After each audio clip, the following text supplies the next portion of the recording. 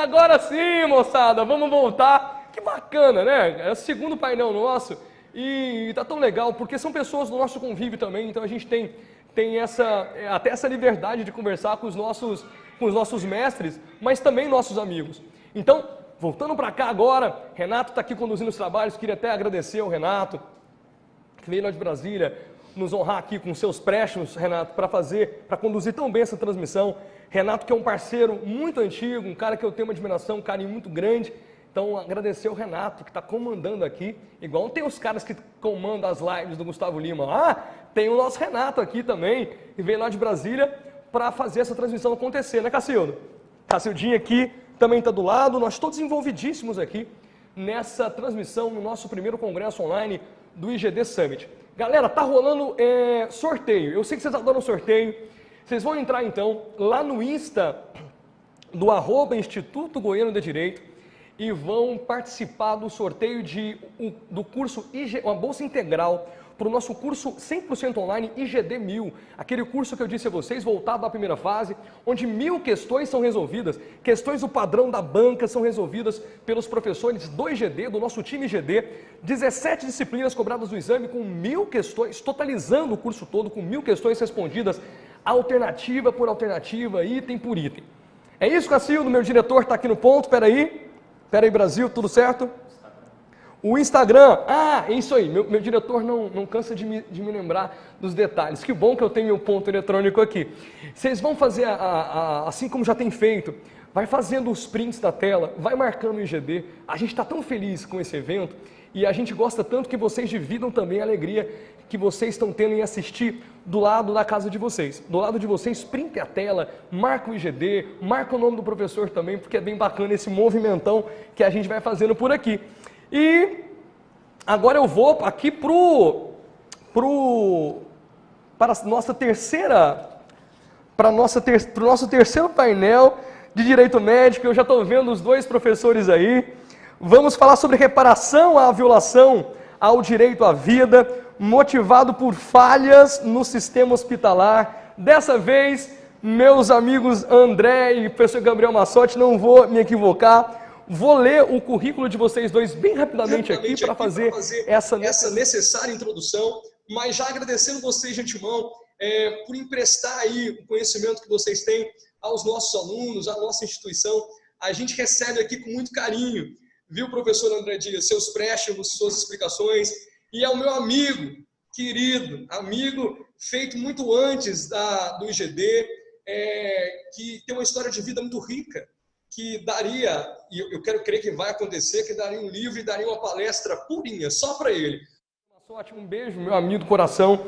Professor André Dias, muito obrigado. Aos que não conhecem esses dois mestres, professor André Gonçalo Dias Pereira, que nos fala lá de Portugal, doutor em Ciências Jurídicas Civilísticas pela Universidade de Coimbra, professor da Faculdade de Direito da Universidade de Coimbra, diretor do Centro de Direito Biomédico, investigador integrado do Instituto Jurídico DUC, investigador colaborador do Centro de Estudos Interdisciplinares do Século XX da Universidade de Coimbra, investigador colaborador do Centro de Estudo Clássico e Humanístico desde 2009, membro fundador do Laboratório de Ética Aplicada, sediado no Centro de Estudos Clássicos e Humanísticos, e o meu amigo Gabriel Massotti, especialista em Direito da Medicina pela Universidade de Coimbra, pós-graduado em Direito Administrativo e Gestão Pública, coautor da obra Direito Médico, Temas Atuais, livro que eu já tive a honra de receber dele, atualizado de acordo com o Código de Ética Médica, coautor das obras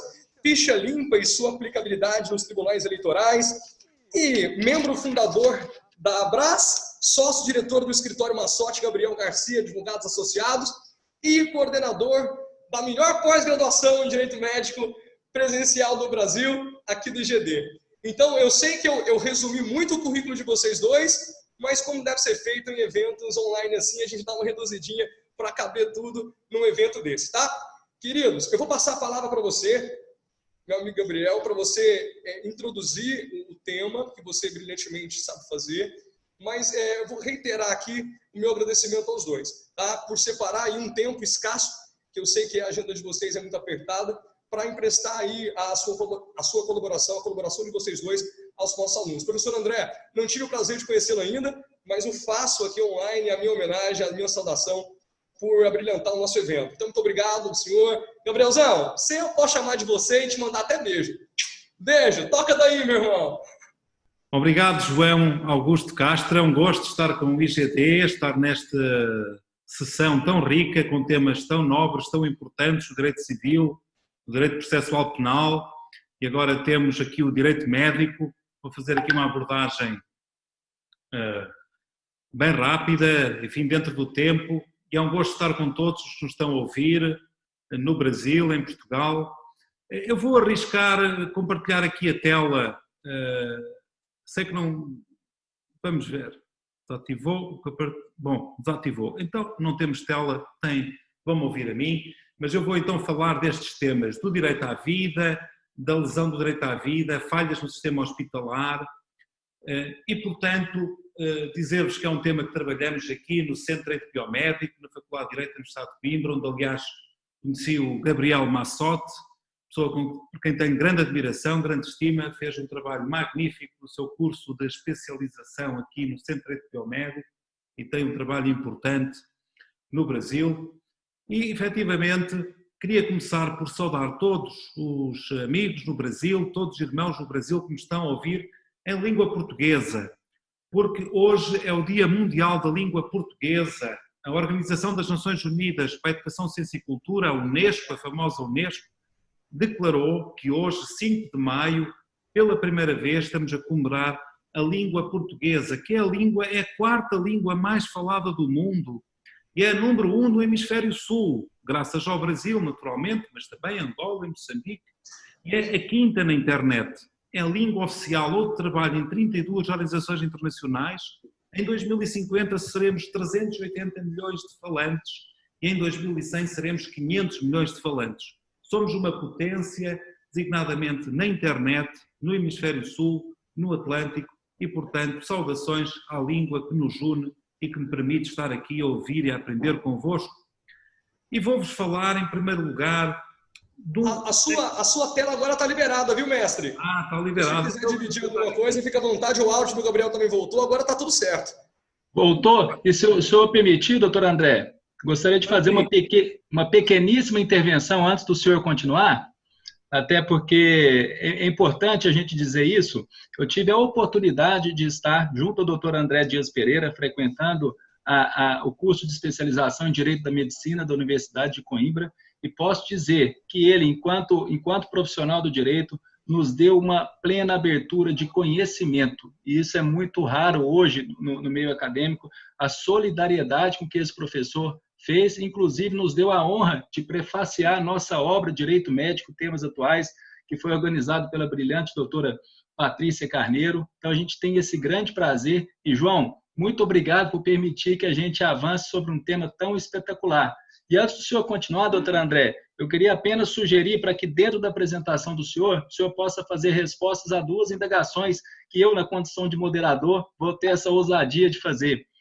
A primeira delas, a gente tem visto, doutor André, que o fenômeno da judicialização tem sido muito evidente em relação aos médicos, centros hospitalares, fabricantes de produtos farmacêuticos e hospitalares também. E dentro desse processo, a gente tem visto que hoje o médico tem uma preocupação maior. Antes ficava só com a figura das apólices de seguro profissional. E hoje a gente tem visto os profissionais da medicina procurarem consultorias para fazer também a questão preventiva, fazer um bom termo de consentimento informado. Eu gostaria de saber como isso tem funcionado em Portugal e na Europa. E um segundo destaque, a gente tem visto hoje um aumento sobrenatural das ações judiciais e que vem na contramão do aumento das liberdades, do aumento dos direitos de recusa dos pacientes.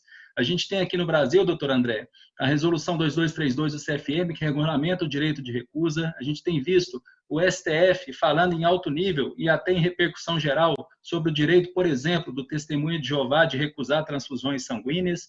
E a gente gostaria de saber se esse fenômeno que a gente tem experimentado no mundo todo, por exemplo, em Portugal, que a gente tem visto aí a questão da eutanásia, o senhor tem se posicionado firmemente sobre isso, se isso tem repercutido na judicialização e se há ou não uma falsa dicotomia entre esses dois assuntos. Passando a palavra para o senhor, que tem o melhor jogador de futebol do mundo, depois do Pelé, do Romário e do Ronaldo, passo a palavra para o senhor e muito obrigado pela apresentação. Obrigado, Gabriel.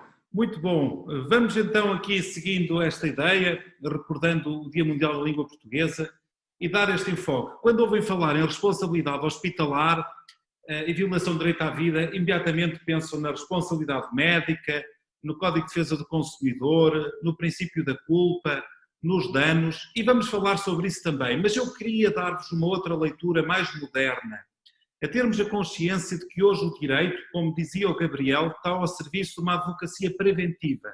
Nós temos que preparar os hospitais, as clínicas, os consultórios médicos para evitar o litígio. E evitar o litígio é trabalhar também na segurança do doente. E, por outro lado, o próprio sistema jurídico tem que tentar aprender com o erro. Aprender com o erro, como faz, por exemplo, a aviação civil. Vocês já viram a quantidade de voos que havia até à crise, atravessando o Atlântico, por um lado e para o outro, para o Brasil, para os Estados Unidos, para a Europa, por todo o lado, para a Ásia. E, felizmente, graças à tecnologia e à ciência, muito poucos acidentes aconteciam.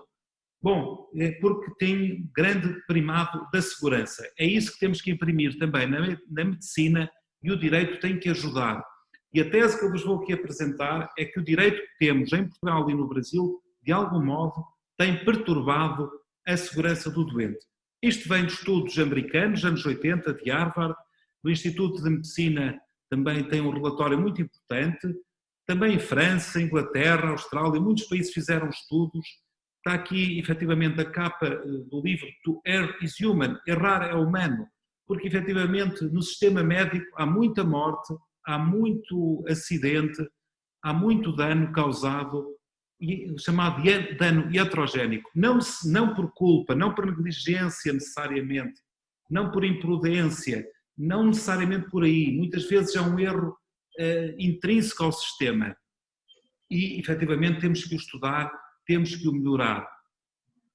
Porquê? Porque esta é uma nota importante, porque o sistema de saúde é muito complexo. Há um encadeamento de ações, há incerteza, há variabilidade, há falibilidade humana. Então isto significa que devemos desculpar e absolver os médicos, os enfermeiros, os hospitais e dizer simplesmente, enfim, é difícil, errar é humano, não vamos sancionar. Não, temos é que refletir que se calhar é preciso um sistema de compensação de danos para este tipo de erros que causam danos terríveis às pessoas, designadamente grandes incapacidades e morte, que deveria haver um sistema mais humano. Vejamos aqui exemplos da literatura. Um exemplo, infelizmente, que acontece, seja em Portugal, no Brasil ou nos melhores hospitais do mundo.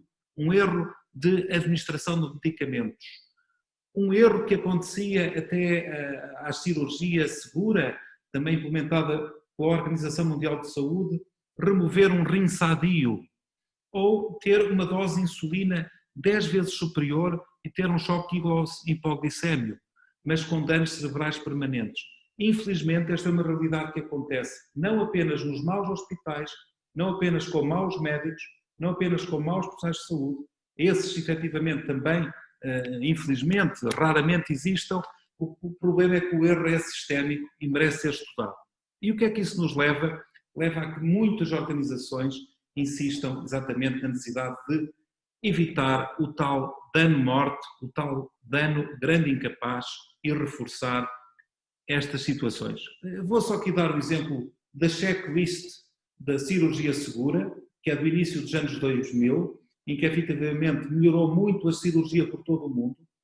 Outra ideia muito simples, lavar as mãos entre cada consulta médica. Agora sabemos que o Covid quer lavar as mãos muitas vezes por dia para todos nós, também os advogados, também os juízes, qualquer cidadão tem que lavar as mãos muitas vezes e, portanto, esta é uma tónica mais moderna que o direito civil também tem que estudar e que basicamente nos leva a esta pergunta: será que os nossos países, muito centrados no princípio da culpa, têm cumprido o objetivo que é eliminar do mercado os maus profissionais, evitar, portanto, danos futuros?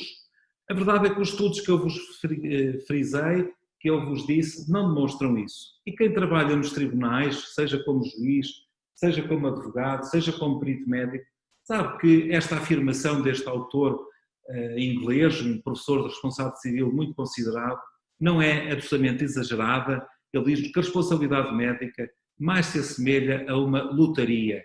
Porque às vezes há médicos que agem com culpa, que são absolvidos, outros que agem sem culpa, que acabam por ser condenados, e verdadeiramente o sistema tem falhado muito, isso está comprovado pela literatura, e de qualquer modo o que temos é que aperfeiçoar o sistema. Quais são as propostas, para sermos muito rápidos? É efetivamente também evitar a medicina defensiva, evitar que esta judicialização agressiva contra o médico individual e, portanto, a ideia é trabalhar com a teoria das organizações, a procura de aprender com o erro, a notificação de eventos adversos e reforçar a responsabilidade civil da organização, da instituição. Ou seja, mais do que cair em cima do indivíduo, médico, enfermeiro. Obviamente, eu sei que no direito português e no direito civil brasileiro é necessária a prova de profissional, eu bem sei que isso é o direito positivo, eu estou aqui já num discurso para além do direito positivo, é preciso reforçar a responsabilidade da instituição, é preciso também reforçar os seguros de responsabilidade civil, é preciso que as seguradoras de responsabilidade civil sejam mais operativas e mais convocadas a esta matéria. E para deixar esta ideia, enfim, também no direito comparado, mostrar-vos que alguns países tomaram caminhos mais radicais, que obviamente são difíceis de dar e que exigem certos condicionamentos políticos, económicos, designadamente, de sistemas no-fault puros, em que efetivamente há uma responsabilidade da instituição hospitalar, independentemente de culpa, embora com alguns critérios jurídicos, obviamente, e critérios médicos, não é todo o dano que vai merecer uma indemnização, nos países escandinavos e na Nova Zelândia. Mas em França, na Bélgica, de algum modo na Polónia, na Áustria e na Suíça, portanto são já muitos países europeus, têm sistemas mistos, partindo da culpa para a normalidade das situações, têm sistemas de compensação dos grandes incapazes, incluindo a morte, incluindo incapacidade para o trabalho por mais de 6 meses, incluindo incapacidades permanentes superiores a 25%, em que, através de um sistema de fundo de seguros, com participação também do Orçamento de Estado, há um sistema humanista que dá apoio a estas vítimas. Porque estas vítimas, ainda não passei muito rápido os slides anteriores, são muitas vítimas. O sistema médico, todo o bem que faz, e nós sabemos bem o bem que faz, quer o Gabriel, quer eu na minha família, enfim, sabemos que a medicina nos pode salvar e que é maravilhosa, mas, como já vos deixei esta amostra, é um sistema tão complexo que causa danos, e pode causar danos mesmo em situações da fronteira entre a negligência leve e a ausência de culpa, a ausência de imperícia, a ausência portanto, de imperícia, efetivamente é muito ténue. E, portanto, esses países criaram sistemas alternativos, que eu queria aqui deixar esta marca forte. Mas, dentro do direito que temos, porque eu tenho consciência que politicamente é difícil dar esse passo, por exemplo, a França deu, nós podemos, por caminhos interpretativos do direito em vigor, trabalhar no sentido de uma institucionalização da responsabilidade. E já a seguir vou falar de um projeto de lei que está no Brasil, enfim, uma proposta que vou já falar a seguir. Objetivação da responsabilidade, também no sentido quer de uma culpa mais objetiva, quer mesmo de aumentar o âmbito de situações de responsabilidade civil objetiva. E o Brasil tem uma facilidade, é que o Código Civil prevê uma cláusula geral de responsabilidade pelo risco, portanto, em várias atividades médicas poderá ser convocada para assim trazer alguma objetivação da responsabilidade. E como também já foi frisado, quer na palestra do processo penal, quer na palestra do direito civil, a resolução alternativa de litígios, que tem nesta área uma importância absolutamente fulcral, porque o tempo adlonga a mora de anos e anos, 5, 8, 10 anos, que o doente está a suportar num tribunal, que o próprio médico está causando danos psicológicos à sua atuação, à sua honra profissional, porque muitas vezes, como eu disse, ele não tem culpa, seria absolutamente melhor tratada se houvesse um sistema de arbitragem, um sistema de mediação ou conciliação. Devíamos dar passos mais fortes nesse sentido, e fica aqui também uma recomendação da melhor literatura internacional, europeia e não só. Portanto, são 3 pilares: mais responsabilidade da clínica e não tanto do médico, mais responsabilidade objetiva, e no Brasil podem perfeitamente utilizar a cláusula-geral da responsabilidade objetiva, responsável pelo risco, num conjunto de atividades médicas perigosas, e também fomentar a arbitragem, a mediação e a conciliação nos litígios em saúde. E queria então trazer-vos uma matéria da máxima atualidade. O professor Nelson Rosenwald, também meu presidente, porque eu tenho a honra de ser membro internacional do Instituto Brasileiro de Estudo de Responsabilidade Civil, o querido amigo Nelson Rosenwald, hoje mesmo apresentou em público uma proposta de uma isenção das responsabilidades profissionais de saúde em situações de negligência, de simples negligência, portanto uma negligência leve, uma negligência simples, uma culpa leve, em tempos de pandemia. E ele propõe um artigo para o Código Civil, ou enfim, seria para uma lei eventualmente até transitória, pensando nesta situação do Covid-19, em que, efetivamente, perante a necessidade de fazer uma triagem muito rápida, a falta ainda de informação médica e científica adequada, a falta de uma prescrição médica regulamentada, e vamos falar da prescrição off-label, a facilidade, lá está, a dificuldade de distinguir entre culpa leve e ausência de culpa é extraordinariamente difícil. Então Nelson Rosenwald propôs no IBERC e propôs a toda a comunidade jurídica brasileira, e eu aqui apoio sem dúvida esta proposta, mas vou mais longe.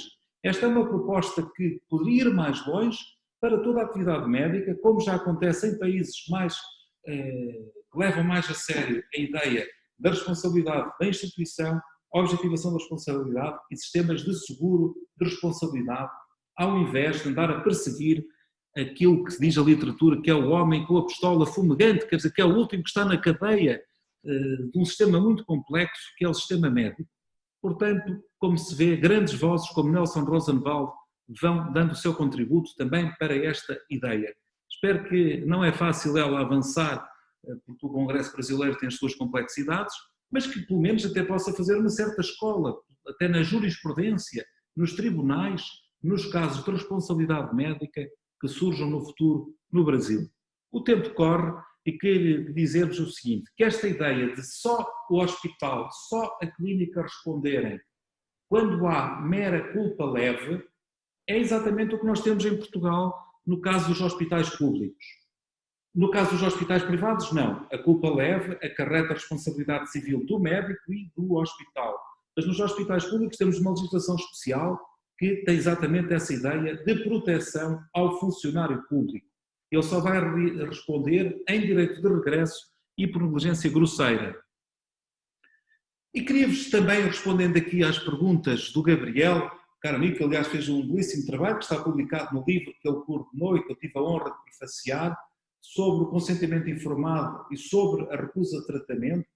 É efetivamente um tema, enfim, que seria uma outra palestra que eu gosto muito, que é um tema que me diz muito há 20 anos, está ali a minha tese de mestrado, doutorado, e que efetivamente é muito claro para quem nos está a ouvir, pela primeira vez, nestas matérias de direito médico, que não há apenas responsabilidade civil por má prática, por negligência, por erro médico, por violação das leis das artes. Essa é a responsabilidade médica tradicional e que ainda de algum modo será dominante, em que é preciso uma perícia médica para provar a culpa do médico, a violação dos protocolos, das leis das artes. Tem toda essa dificuldade probatória e toda essa ciência médica que é aqui mobilizada, continua a ser muito importante, quiçá a mais numerosa, mas há uma outra forma de responsabilidade civil dos hospitais, das clínicas e dos médicos, que é a responsabilidade civil por violação do consentimento informado.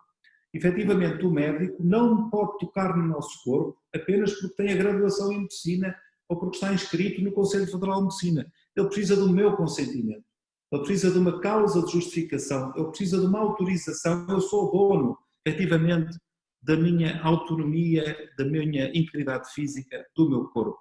e precisa não apenas de autorização, mas de informação, esclarecimento. E, portanto, quanto à primeira pergunta, o termo de consentimento é extremamente importante, tem vindo a ser salientado também na jurisprudência portuguesa, na jurisprudência brasileira, enfim, por todo o mundo.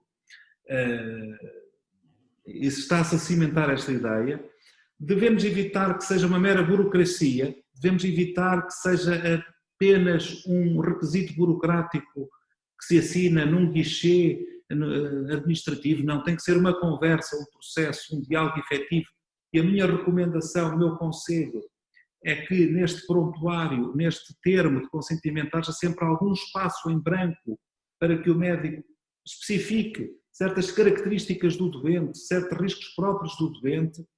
E, por exemplo, mesmo em Portugal, que, enfim, tinha uma tendência conservadora nestas áreas, temos uma decisão muito importante de 2017, em que a paciente até tinha assinado um termo de consentimento, tinha sido informado do risco, que era o risco de perfuração do intestino, quando se faz uma intervenção de diagnóstico por colonoscopia, e o Supremo Tribunal de Justiça português condenou o médico e a clínica, apesar de ter havido uma assinatura e de haver informação genérica.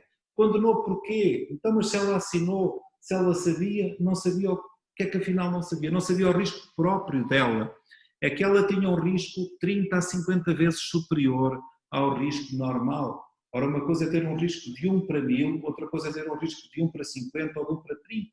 Imaginem, portanto, que vocês vão agora dar um passeio a pé, enfim, numa zona muito arejada, e que efetivamente o risco de serem contagiados com Covid será muito inferior a 1 para 1000, ou vão efetivamente sem máscara, sem proteção, para um ónibus, com um ónibus em questão de 30 pessoas, todas infectadas, todas a tossir, que nunca foi infectado, e vocês vão sem máscara, sem viseira, sem luvas, vão ter um risco de 1 para 1000 de ser contagiados. Se forem contagiados, enfim, sendo jovens e saudáveis, não é o fim da história, há muita história para contar depois, mas obviamente ninguém quer ser contagiado sob o tamanho grupo de risco por esse terrível vírus que nos assola em todo o mundo. E, portanto, o Supremo Tribunal de Justiça o que é que disse? Não basta assinar um papel, não basta até estar lá escrito o risco, é preciso um risco concreto, personalizado para aquela pessoa. Portanto, respondendo à pergunta do Gabriel, sim, termos de consentimento, sim. Nós depois ajudamos os médicos dessa especialidade a melhorar o seu termo de consentimento. Na área da medicina dentária também se tem feito um trabalho importante de valorização do termo de consentimento. A medicina dentária em Portugal ainda está um pouco atrasada, apesar de haver condenações em tribunal. Muito médico dentista ainda não percebeu que tem que ter o consentimento informado. Por exemplo, uma extração de um siso para uma cirurgia mais complexa, ou até, portanto, essa área da odontologia é, aliás, uma área muito rica de litigância, por exemplo, tratamentos muito complexos, muito demorados, até o próprio custo financeiro deve ser informado até pelas normas de proteção do consumidor. Todo o direito de proteção do consumidor tem que ser chamado para aqui também para a responsabilidade médica e, portanto, esse é um ponto fundamental. Um outro ponto que o Gabriel traz é um ponto mais filosófico, mais ético, mas também jurídico, que é saber se nós temos só direito a consentir ou se, quando dizemos que temos direito a consentir, isso significa que temos o direito a não consentir. É porque alguns, realmente, por exemplo, tu tens o direito, como sabem os brasileiros, em Portugal comemos muita sopa e há sempre a mamãe e o papai que diz, tu tens o direito a comer a sopa e se eu não quiser, comes a sopa. Portanto, tem que comer a sopa de qualquer modo. Portanto, estando aí, portanto, para os mineiros que nos ouvem, portanto, tem que comer a couve mineira, tem que comer de qualquer modo. Então, na medicina também é assim, você tem o direito a consentir, e o direito a consentir, ou faz ou faz? Não, evidentemente isso não era liberdade nenhuma, era mera formalidade, mera proforma, e portanto tem o direito a recusar, tem o direito a alternativas.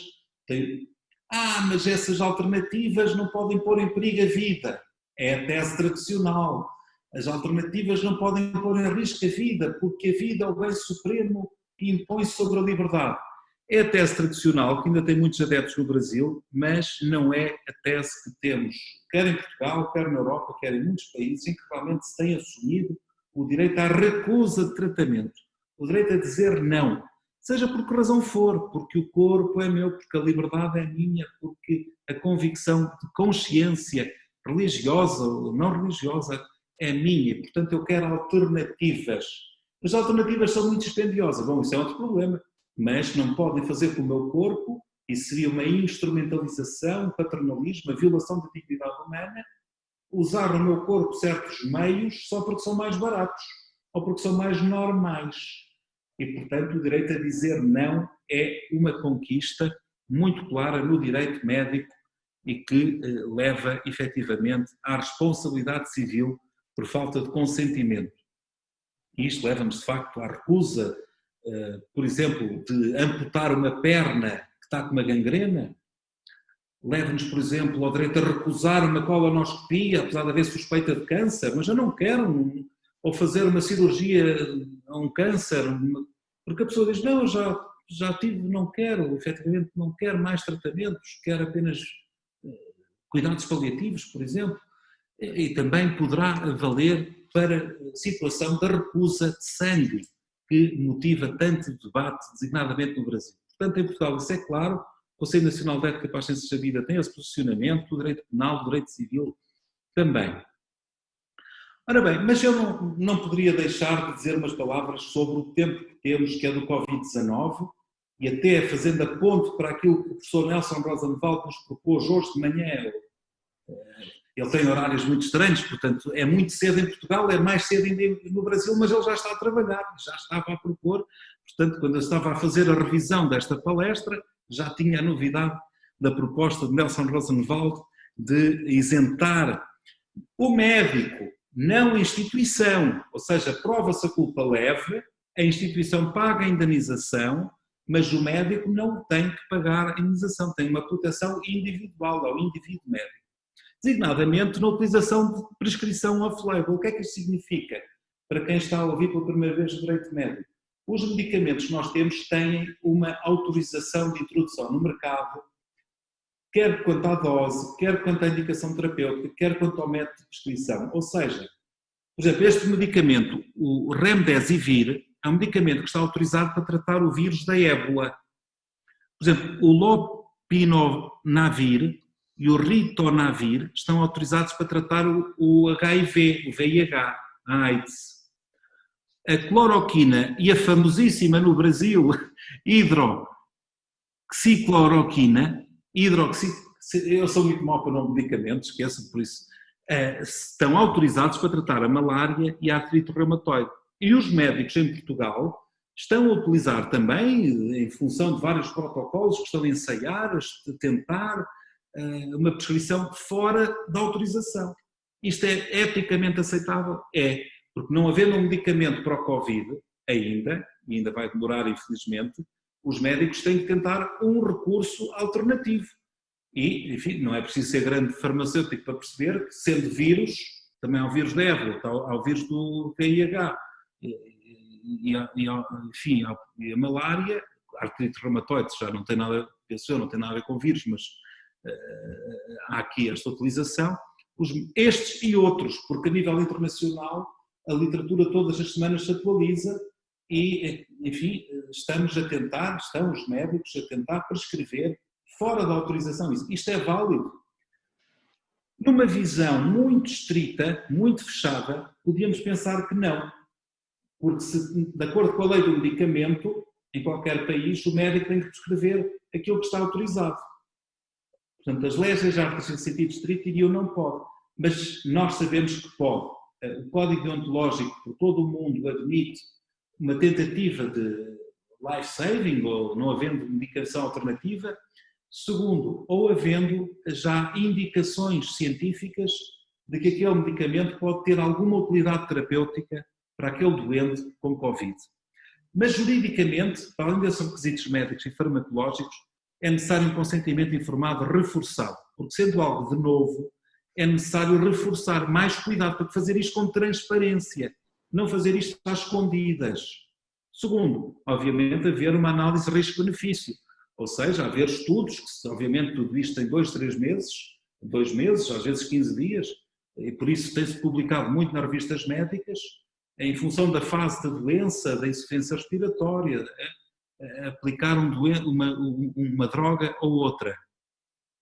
Colocar no próprio processo clínico fundamentação científica. No caso, a Direção-Geral de Saúde Portuguesa emitiu uma norma, no fundo já trazia a literatura científica sobre os medicamentos que eu mostrava anteriormente, e depois haver uma decisão de equipa e haver um registro do processo clínico. Caminhando para o fim, porque o tempo é grande, só tocando aqui num ponto que me tinham falado, que era a reparação do direito à vida. De facto, em Portugal, e pode a pessoa morrer, quer numa prescrição off-label, quer num outro acidente hospitalar, há o dano da morte. E em Portugal temos algo bastante singular, é que há 3 indenizações diferentes. Há o dano da morte propriamente dito, pelo facto da pessoa ter morrido, há o sofrimento antes de morrer e há o dano sofrido pelos familiares. Isso existe também no Brasil e em todo o mundo. Quanto é que isso vale? Por exemplo, temos aqui um caso de 2017, 70 mil euros pelo dano da morte e ali 10 mil euros e 12 para antes de morrer. A vítima, que ele teve 50 minutos em paragem cardíaca, portanto sentiu a morte, foi uma morte ilícita, neste caso até foi por acidente de viação, mas podia ser por acidente médico. Portanto, há aqui uma indenização autónoma. E queria-vos dizer que em 2017 tivemos uma catástrofe, uma tragédia em Portugal, que foi grandes incêndios onde morreram dezenas de pessoas, e o Governo e o Parlamento queriam uma legislação especial, e depois a Provedora de Justiça fez uma resolução extrajudicial em que fez o arbítrio das indenizações, em que estava 80 mil euros pela perda da vida, 70 mil euros pelo sofrimento antes de morrer, porque a pessoa estava a ver o incêndio a chegar, estava naquele, imaginem, inacreditável, 20, 30 minutos a ver o incêndio a chegar e a morrer, e também outros danos para os pais, para os casados, para a união estável, e até, se não houver casamento, para sobrinhos, também poderia ter aqui. Os danos patrimoniais seguem as regras gerais, já se prendem com, efetivamente, a profissão de cada um. Em conclusão, o bem jurídico de vida, apesar de ser muito protegido pela medicina e de termos que agradecer muito à medicina e à farmácia tudo o que tem feito para melhorar a nossa vida e a nossa esperança de vida, mas também periga a vida por vezes. Às vezes por negligência, muitas vezes por erro sistémico. Portanto, o dano nosocomial, acreditem, são estudos de todo o mundo que o dizem, é uma das principais causas de morte e incapacidade. Por isso, o sistema mais humanista, que visa sobretudo corrigir o erro e evitar danos futuros, é um sistema que temos que implementar. Claro que o conservadorismo dos juristas, às vezes disfarçado certas ideias éticas na culpa, que é um mero disfarce, porque já hoje ninguém em Portugal ou no Brasil seria capaz de impor o princípio da culpa nos acidentes de automóvel ou nos acidentes de trabalho. E se morre mais gente nos hospitais, porque é que temos o princípio da culpa nos hospitais e não temos o princípio da culpa nos acidentes rodoviários. Vimos também que o dano da morte em Portugal tem esta particularidade de ter uma compensação autónoma, e aquilo que está agora em questão é não a situação da morte, mas a situação em que a pessoa fica com graves incapacidades. Será que os familiares próximos têm direito a uma indenização por dano moral de ver o seu familiar com grandes incapacidades? Isso no Brasil é mais tranquilo, em Portugal não é. Tradicionalmente não se aceitava, mas agora, em função de evoluções legislativas, alguns tribunais aceitam. Muito obrigado pela atenção e passamos a um pequenino debate. Isso aí, doutor André. As perspectivas do senhor sempre muito atualizadas, a gente sempre colhe muitos frutos das apresentações que o senhor nos traz, principalmente nessa belíssima conexão luso-brasileira no compartilhamento de informações relativas ao direito médico. Eu faço alguns destaques em relação à fala do senhor. O primeiro, em relação aos medicamentos off-label. Aqui no Brasil, doutor, nós temos uma decisão do STJ, num acórdão da lavra da ministra Nancy Andrighi, que estabelece que, gerou até um tema 990, que no Brasil só estariam autorizados para fornecimento os medicamentos aprovados pela Anvisa. Só que na decisão, ela ressalva que ainda que se trate de medicamentos off-label, ou seja, fora da bula, isso parte de uma autonomia do médico em prescrever. Ou seja, se o médico garante que aquele medicamento, apesar de não ter a previsão na bula, ele é eficaz para aquele caso daquele paciente, o caso é de se determinar o fornecimento pela operadora de saúde. Os critérios mudam em relação quando se fala em SUS. Quando o senhor fala em responsabilidade civil, um único destaque. É realmente muito importante a melhora desses termos de consentimento informado. Eles têm que ser mais profundos para que a pessoa assine e tenha efetivo conhecimento de quais são as consequências do procedimento que ele vai submeter. Porque no Brasil a gente tem, assim como em todo mundo, a figura do ônus da prova. E quando ele é estabelecido para o operador de saúde, para o médico, quando ele tem um bom prontuário médico e um bom termo de consentimento informado, ele consegue eliminar a maior parte das condenações. Muitas vezes, quando a gente fala em prontuário médico, muitos se preocupam em relação à forma, se um prontuário físico, um prontuário eletrônico ou digital, quando a gente tem que se preocupar efetivamente é com o conteúdo desse prontuário, que ele tenha esclarecido todas as circunstâncias que são referendadas nesses termos de consentimento livre e esclarecido. Eu tenho alguns registros finais aqui, doutor. Temos abraços enviados para o senhor de todos os cantos do Brasil, uma, inclusive, doutoranda em Direito da Universidade de Coimbra, Portugal, Débora Costa Oliveira, fala que a aula do senhor é magnânima, como sempre. E tem uma última pergunta, para não fugir das perguntas, que foram centenas que foram enviadas aqui pelos nossos canais, da advogada de Londrina, Maria Fernanda Ticianelli, que pergunta... Gabriel, pois não? Meu amigo, nós temos mais um tempinho, viu? Para as perguntas. Inclusive tem no seu pois WhatsApp, não.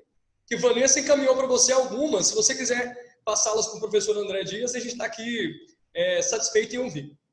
Perfeito. A gente vai passar, então, uma a uma essas perguntas para o senhor, terminando. Então, agradecendo essa oportunidade, passo a palavra para o nosso amigo João para fazer a finalização desse grande painel.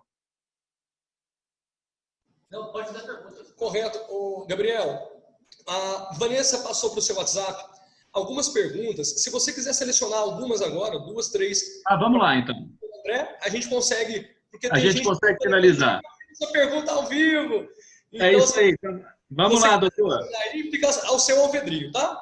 Tá bom, vamos lá. Então, a primeira pergunta é da Maria Fernanda Ticianelli, advogada de Londrina, e faz a seguinte pergunta para o doutor. Como ficaria a responsabilidade do médico e do laboratório médico pelos resultados equivocados no diagnóstico do Covid-19? Ora bem, efetivamente, a análise clínica é uma das áreas em que defendemos a obrigação de resultado.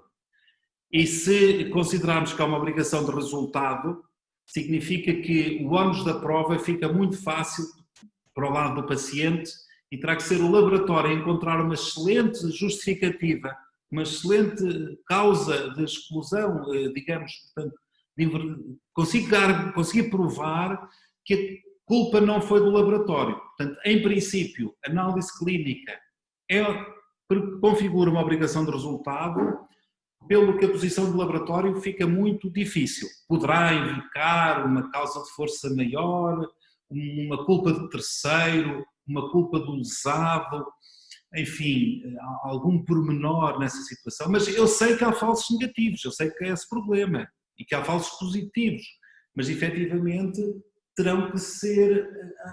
O ónus da prova não pode ficar do ponto de vista do doente, que coitado, não tem meios agora ir para dentro do laboratório, ver se fizeram tudo perfeitinho e tudo direitinho. O laboratório tem que provar que houve algo extraordinário que levou a um resultado errado.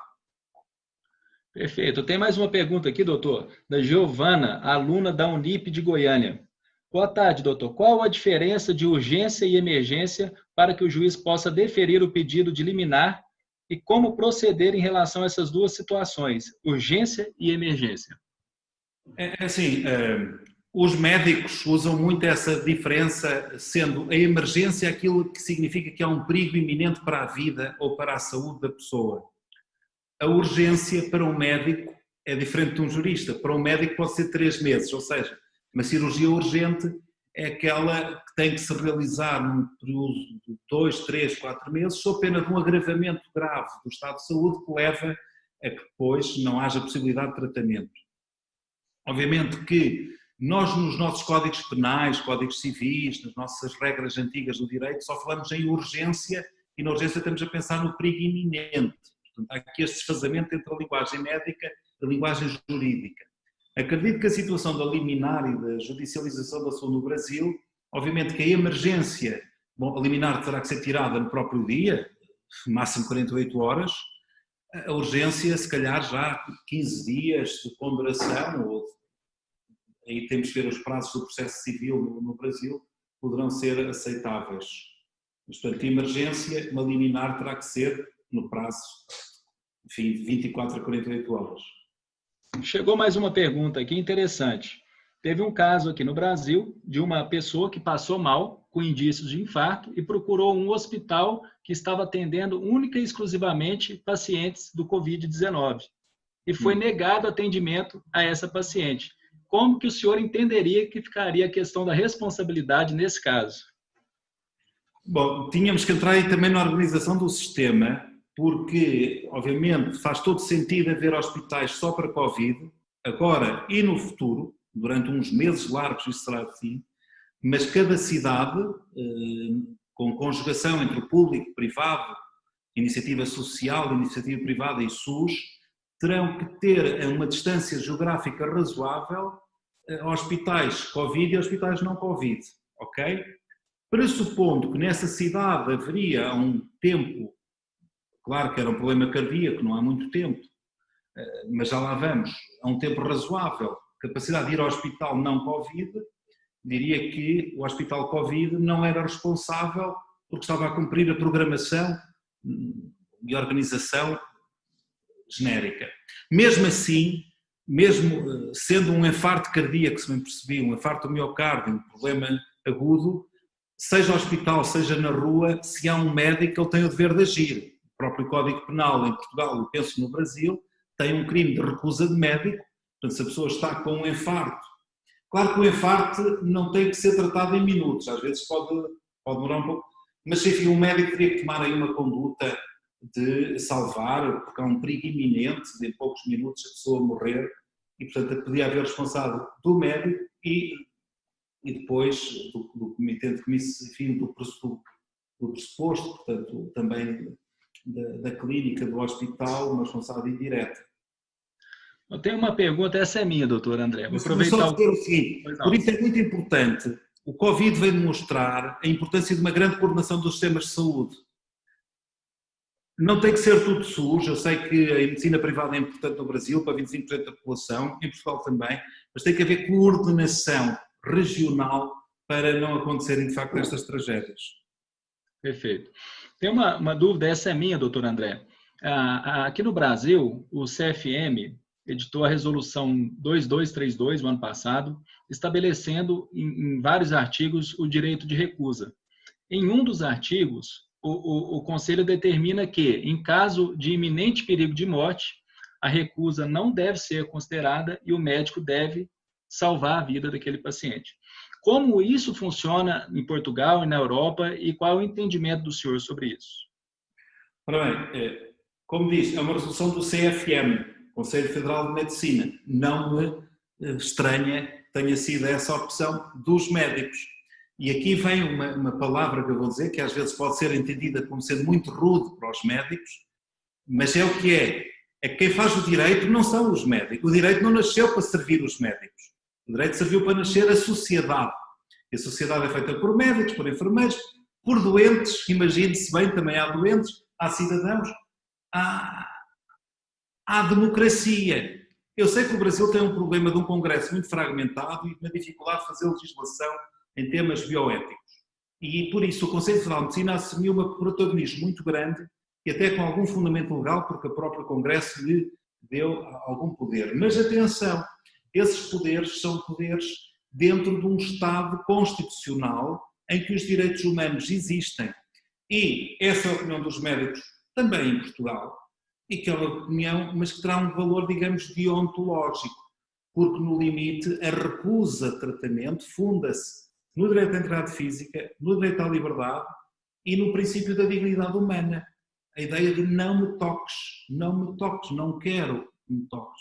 mesmo com consequências terríveis. E, portanto, com todo o respeito pelo CFM e pela medicina e pela deontologia médica, há pontos de choque, e isso é normal numa sociedade democrática. Assim como os advogados também sabem, às vezes os advogados gostariam muito de fazer resoluções a tratar de certos problemas, mas há algo muito aborrecido, que é a lei, que não permite que os advogados tenham sempre a vantagem. Por exemplo, o Código de Proteção do Consumidor às vezes é muito aborrecido para advogados, para comerciantes, mas efetivamente, a lei e a Constituição vale mais do que um grupo profissional, por muito importante que ele seja, e também no direito médico. Perfeito, professor. Eu sei que na Constituição brasileira e no pensamento ético brasileiro, esta afirmação da liberdade tão radical como estou aqui a exprimir não é consensual. Há 10 anos era mais difícil, hoje há muitos autores, a começar pelo Gabriel Massotti e tantos outros, mas ainda há uma grande divisão na doutrina e é um caminho que se vai fazendo com tolerância e com espírito de aprender. Professor André, muito obrigado por todos os esclarecimentos, por estar aí já finalzinho de tarde, início de noite em Portugal. Desculpa se ficou escuro, mas é que a noite caiu enquanto eu estava falando. Ficou excelente, mestre. Deu para acompanhar. É isso. João, até antecipando a questão, o mesmo problema de internet do Dr. Nestor Távora, de Salvador. Eu estou no lugar também que a internet é muito ruim, eu estou no Brasil. Então, eu passo a palavra para você, para que você faça essa finalização. E a gente tem certeza de que muito acresceu a todos os ouvintes do IGD, essa grande palestra ministrada por essa grande referência do direito médico. Um grande abraço e obrigado mais uma vez, João. Obrigado a você, meu amigo. Sem nenhuma dúvida, e o professor aqui, nós tivemos aqui vários comentários elogiosos à palestra. Gabriel, no iniciozinho, tivemos um probleminha, por isso que eu entrei rapidamente, né, para salvar aqui, mas depois você voltou, porque eu queria muito te ouvir. Obrigado por ter intercedido aí, feito as perguntas. Queria agradecer muito ao professor André, mandar um abraço aí dos goianos, dos goianienses, dos brasileiros, a todos os nossos irmãos portugueses, que, aliás, tem se destacado, né, como um exemplo aí de combate à pandemia, ao Covid-19. Então, espero muito, professor, que isso tudo passe logo e que o senhor e sua família toda se proteja e se mantenha saudável ao final disso tudo. Obrigado por ter nos emprestado os seus conhecimentos, por ter dividido conosco, com os nossos alunos aí, seus estudos. Nós estávamos aqui ouvindo com muita atenção, com muito carinho. Então, eu espero muito que muito em breve nós possamos nos conhecer, quando tiver a oportunidade de estar aqui no Brasil, nos conhecer presencialmente, e aí sim, né, a oportunidade de dar um abraço, que é a maneira que a gente gosta de receber os nossos amigos aqui. Então, muitos vírus e bactérias, da amizade e carinho. Isso, exatamente. Um abraço. Obrigado, mestre. Gabriel, eu não tenho o que falar, cara. Para você, um beijo. Obrigado por ter nos cedido aí esse tempão aí para nos honrar com os seus estudos, com aquilo que você conhece tão bem, que é o direito médico. E a gente espera muito, né, Gabriel, que isso tudo passe, porque a nossa turma de direito médico está aqui ansiosa para a nossa aula inaugural. Já conversamos com a galera do direito médico, eles sabem que a gente está segurando um pouquinho, porque a gente quer que a aula inaugural aconteça o quanto antes. E então eles estão ansiosos, assim como nós estamos, para nós começarmos, né, Gabriel?